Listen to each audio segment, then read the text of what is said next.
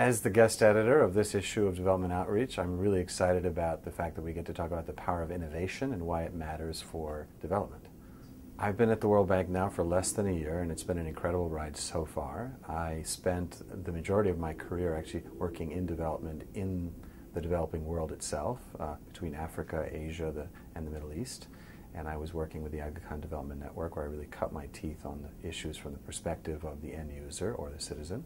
And then I got to spend an incredible time working and learning about technology at Google, where I learned to really focus on the end user, which is a lot like the citizen. So now I get to bring that to the World Bank, and it's been super to lead the innovation team and to see how the power of innovation can really make a difference at this large, important organization. When I think about innovation, really, I think about it in two ways. One is around doing things differently, which is really about changing institutions, systems, and sort of reform. And the other part of it is really doing different things, and that's really where it gets exciting, about doing things completely with new partners, bringing sort of lateral, non-linear approaches to development, and actually thinking about completely different ways to solve old problems in sort of with new partners and new approaches. The piece that I wrote for this innovation issue of Development Outreach, which is really about how traditional markets fail in terms of development. And what I mean by that is that when you look at the public sector, which is really responsible for the delivery of public goods, in so many countries we're actually realizing that now more and more citizens are looking to the private sector to access public goods, whether it's education in the context of Western Europe and the United States, or it's health, education, water, power in the context of the developing world. The public sector acting on its own can no longer meet the needs of the poor. So there have to be non-traditional partners we have to look at for the delivery of public goods. When we look at the private sector and we look at what people are doing to respond to kind of the failure of public markets, let's say, there's a whole range of entrepreneurs.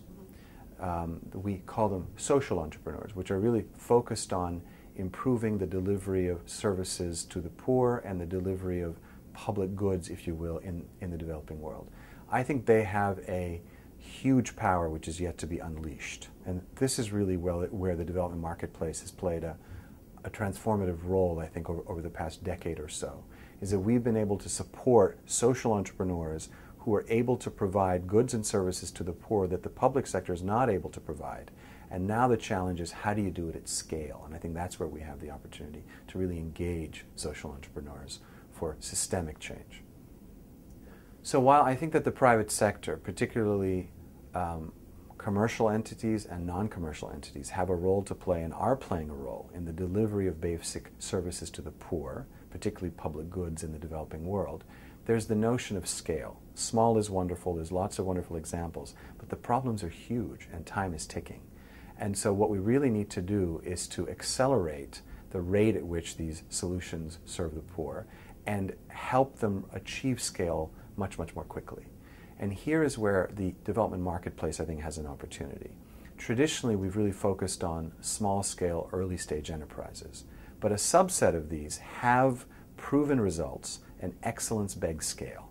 So how can we bring now the world of social investing, which is begging for pipeline, with the potential pipeline that we've been providing over the past 10 years, and match finance, growth finance, with enterprises that are investment ready?